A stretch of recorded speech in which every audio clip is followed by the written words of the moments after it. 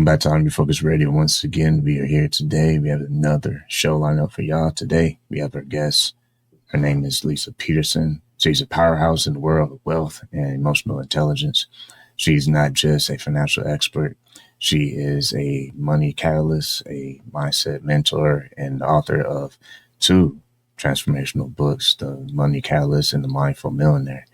So if you want to learn about wealth and finances, this might be an episode for you to share with you, yourself, your friends. Yes, I said share with you. Yes, do it, play back and repeat and keep listening and keep watching. But back to the show. After walking away from a successful career from a traditional financial advisor, Leisa founded a wealth clinic where she helps high earners, entrepreneurs, and even those who have been hit with a sudden wealth to get to the root of their money beliefs. And when it comes to a belief system, we're going to learn all about the amazing experience that has positioned her to give to you. A lot of these ideas didn't just come out of thin air.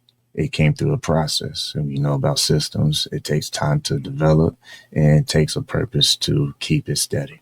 So without further ado, I'm going to land the plane. You know how I say that. Oh, it's my favorite thing to say. We're going to have a special guest. Leisa, take the rope and just run with it. So first and foremost, I want to say to you, thank you for being on the show today. How you doing? I'm doing great. Thanks for having me. Appreciate your time being on the show. I know I had a little wordy introduction, but it will all make sense later. When you think about early on in your career, you had success already going. But at a certain point, you decided that it was time to shift. Kind of walk us through that moment and why did you feel it was necessary to make a change? I had been wanting to bring together this idea of inner personal development with my career, with money. But I'll be honest, I was really scared to walk away from all that I had known, which was working for a big bank and working in a traditional job. I was the primary breadwinner. I was the one who had the benefits. I had 2 children that were, we were taken care of. And unfortunately, I was at one of these horrible shootings that have occurred far too often in the United States. In 2013, man walked into my doctor's office. He looked at me and he said, "You might want to leave now." And he pulled out a gun and he went on a shooting rampage. And he ultimately killed my doctor. He shot several people. He did not shoot me. He killed himself. And in the process of trying to get out of this building, I had this out-of-body experience. I hope no one ever has to go through that. But when you do, it causes your life to flash before you, perhaps. And that's what happened for me. In that moment, I realized that I was not my fear, even though all I could feel was fear.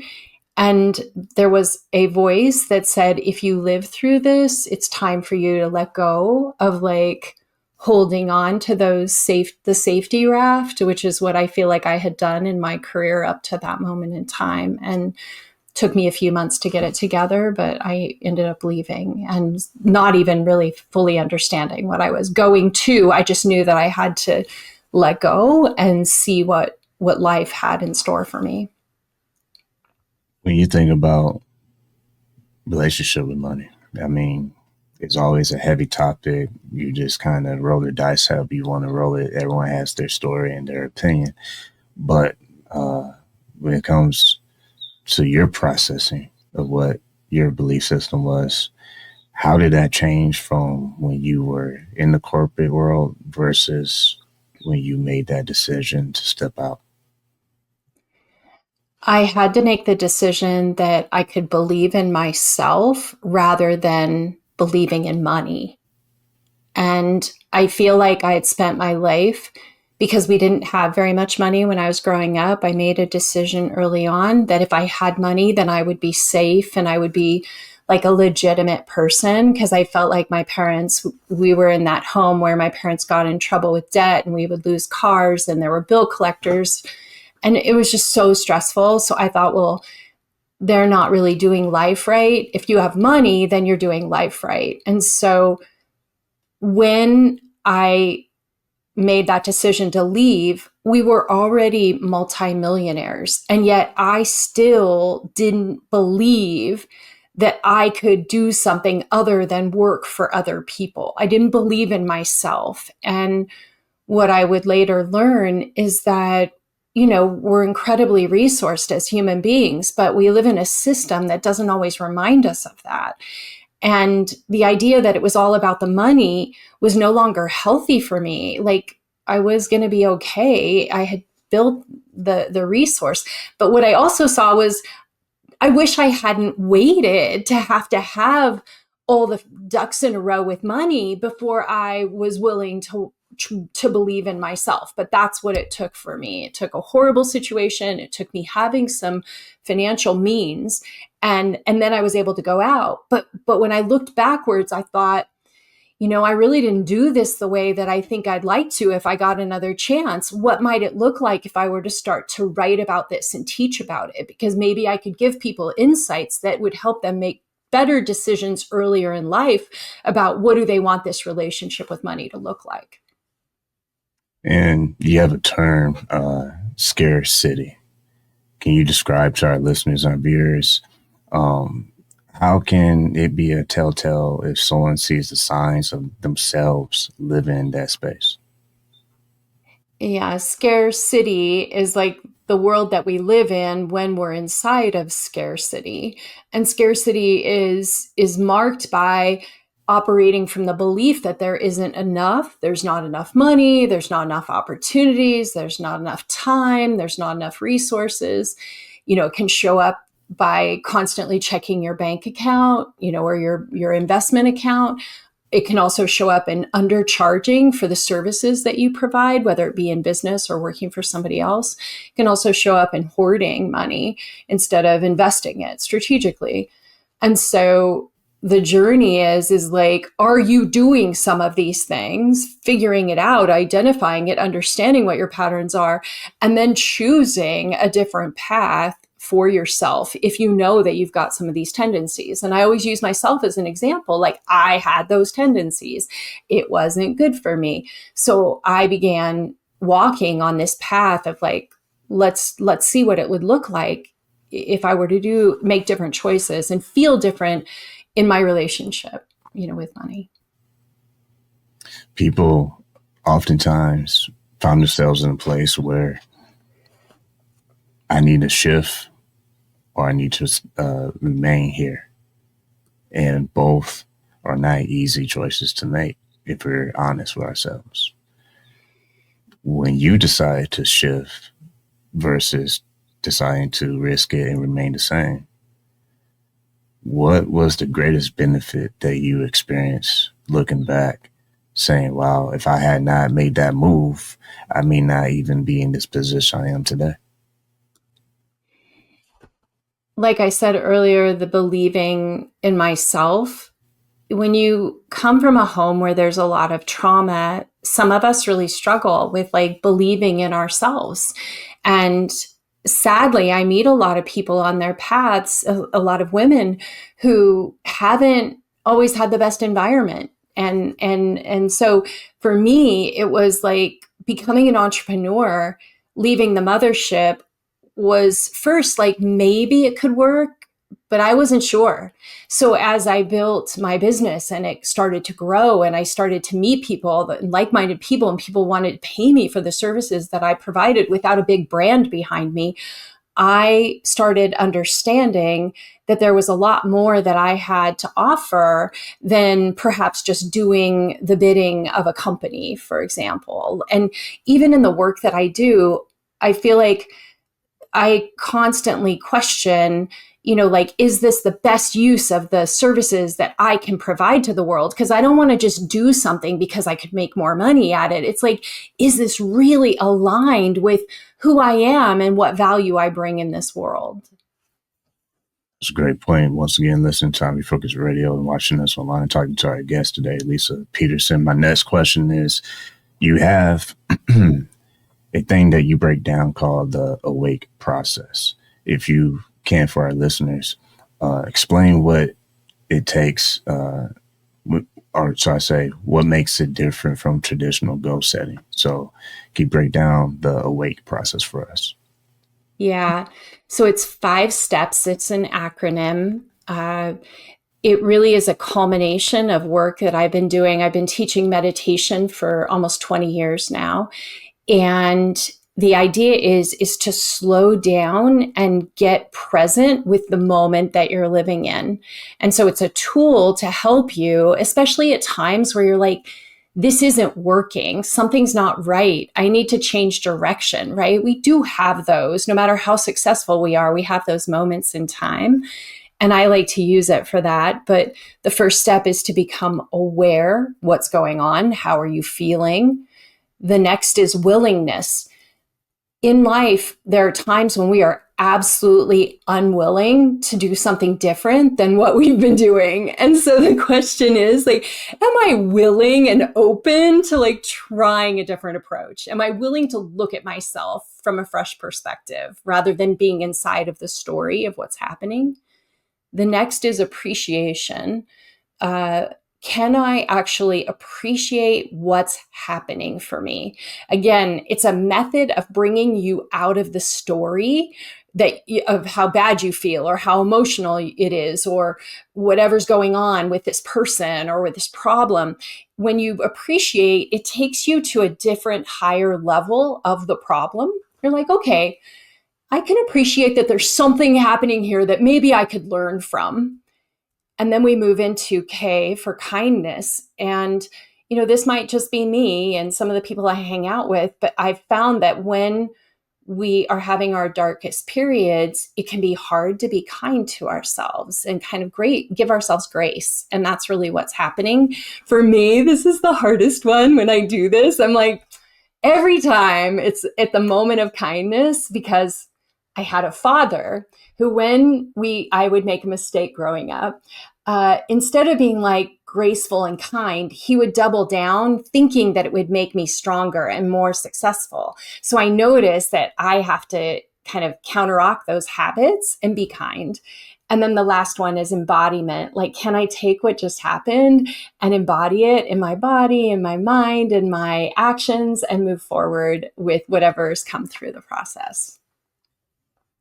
And when you think about relationships, that is something that over time we either get better at or we start to neglect. What are some of the things that you've seen, not just for yourself, but in people that you help, and understanding that how we relate to people? Question for you, does it begin with ourselves, how we relate with ourselves? Or what have you noticed? What are some of the things you see? I think it always starts with us. I don't think that other people can do the hard work for us. And many times when people are doing work and we're not listening, there's nothing they can do except tell us what they want. But what I will say to the first question is, I think that we live in a society that is very defensiveness oriented. And I think that that is often the cause of many of the relational problems, especially in partner relationships.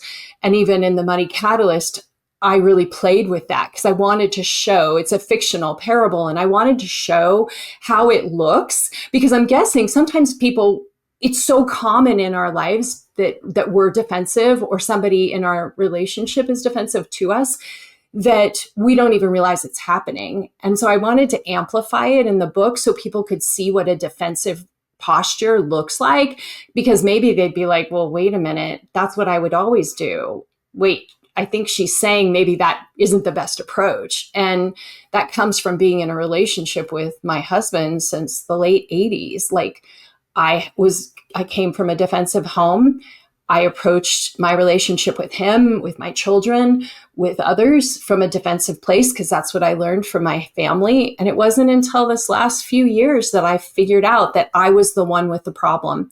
And until I dealt with it, nothing was going to change.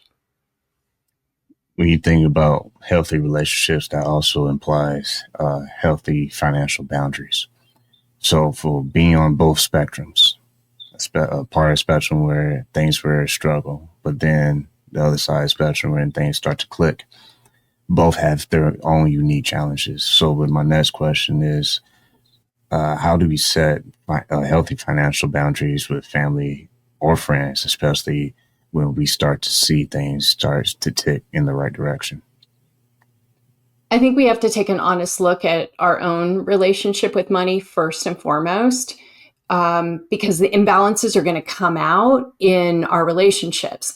So if we don't have a good relationship with money and then we try to set boundaries, we're just going to create more problems, right? We're going to repeat and pass that on to everybody else. So it starts with us. But when we do know that we have strong alignment with our values, like money is aligned, let's say, with our values, then it becomes easier to tell other people, hey, this doesn't work for me, and this is why.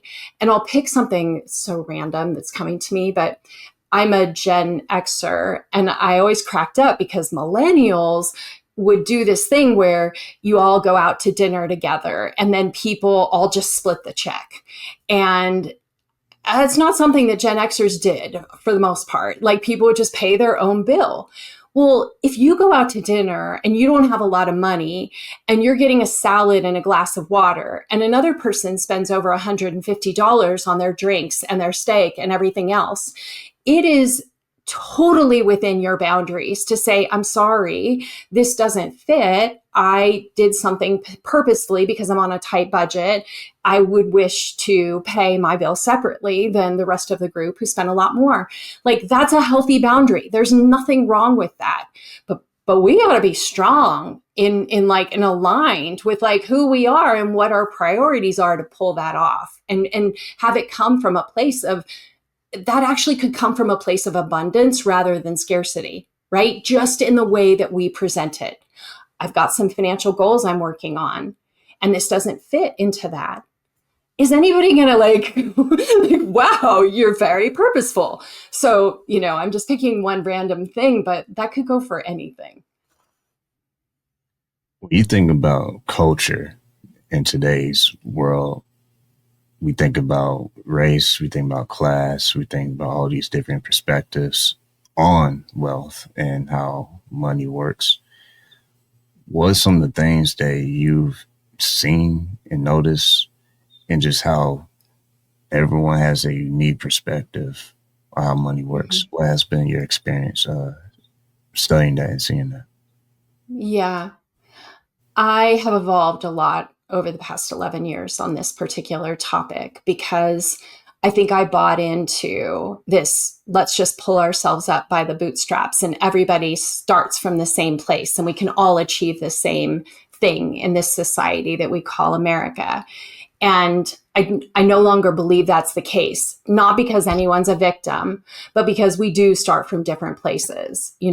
I know that, and I knew that because I had come from the wrong side of the tracks. I grew up, again, my parents were uneducated. My dad dealt drugs. When you grow up in a home that you don't have a lot of education, the vocabulary that you're exposed to when you're young is very different than an educated home. I felt like I had to overcome that. And maybe I was able to overcome some of that because I'm white and I live in a white dominant culture. But what I think is really important is I don't make assumptions about anyone and anything anymore. I treat people as individuals that have a story, that have situations, not to lean on as a crutch, but to also give deep respect for the fact that it is different in this society for different people based on where they come from, how much money they have, how much education they have, and race, for example. When people think about building systems, understanding what will work in your own unique situation. At the end of the day, I just had a guest on earlier today, and he hit a valid point. We still have to build these choices of ours. We're the ones that own it. No one else sneaks by and say, hey, here's some choices for you I think you should make. Nah, at the end of the day, hard truth is we build our life with our choices. So how much does that play a role in your experience studying financial wealth? I think that choices are very, very important. I think that I purposely made a choice early in life I'd gone to a creative, I went to college and did a creative thing, and I got out of school and that job didn't pay anything. And I went back to school to get an MBA, even though I didn't want to study and do finance for my career. But I made a choice that I was willing to sacrifice my creativity because I wanted money. And whether that's bad or good, I did make a choice. And I think that it's important to pay attention to the choices that we're making, but not get so hung up that if we made bad choices because we don't like where we're at today, to think that you couldn't change the choices you're making tomorrow and start over again and get educated about things that you weren't educated about. And so I feel like every single day we're given the opportunity to reinvent ourselves. And I don't take that lightly, because I think that sometimes that's what we have to do, especially if we want to change our situation with money, regardless of where we've come from. Once again, listen on Refocused Radio, watching us online, talking to our guest today, Leisa Peterson. When you think about time and a chance, every day we get up, life happens, whether you're ready or not. It doesn't sneak by and ask you, hey, warning, this might be coming in the next 5 hours. Usually it's always a nice surprise. It's always like, whoa, I did see that one coming. How have you been able to navigate through the chaos of just adjusting to life and not lose sight on your goals? 26 years ago, my dad was brutally murdered, and it was an inside job, like his ex-girlfriend and her boyfriend. And that was the moment in time when I realized that I had no ability to be resilient to the challenges that life was giving me. I was completely ill prepared for that. And I made a commitment to myself that I would figure out how to begin this thing called meditation. At the time, I thought I couldn't even do it. And it would take me years to figure out how to do it in a way that worked for my type A ADD brain, if you will. But meditation has been a cornerstone. Nothing that I am today would have been possible without a daily mindfulness practice that I return to again and again, where I reflect who I am, what's important to me, where I want to go, what's the meaning of this life on a daily basis. That changes everything for me. And for those who are watching this and listening to us, as we wrap up, in closing thoughts, when people start to understand where they truly are versus now, where do they actually want to start moving towards? It takes courage, it takes discipline, but it takes action. You can't just think about it. It takes that commitment to take that first step, and it can be the hardest step you make in your life. But man, will it be the best choice if you do take that chance and take that move? What will you say to a person who feels like they're this close for that breakthrough, but they feel like they just can't shake the old habits or the old way of thinking? Maybe they've been through trauma or whatever the situation may be. What would you say to that person to help them kind of move forward from whatever's holding themselves back? You are so much more than this moment when you're doubting yourself or feeling like you can't do it. Like, you are so much bigger, so much more. And there have been several times that I wish, if it hadn't been myself, there was somebody else. I feel like I am surrounded by good people, but there's nothing like reminding yourself that whatever's going on in that short term has nothing, literally nothing to do with how big you are in truth and in reality. And, that may connect into a higher power, that may connect into Mother Nature, like tap into something bigger than this small version of yourself. In closing, if people want to keep in touch with you and stay up to date with your events and all the plans you have in the future, where can they go to find out more information on you? Wealthclinic.com is a great place to learn more about me, the books. You can write to me at lpeterson@wealthclinic.com. Happy to answer questions or lend my ear to listen.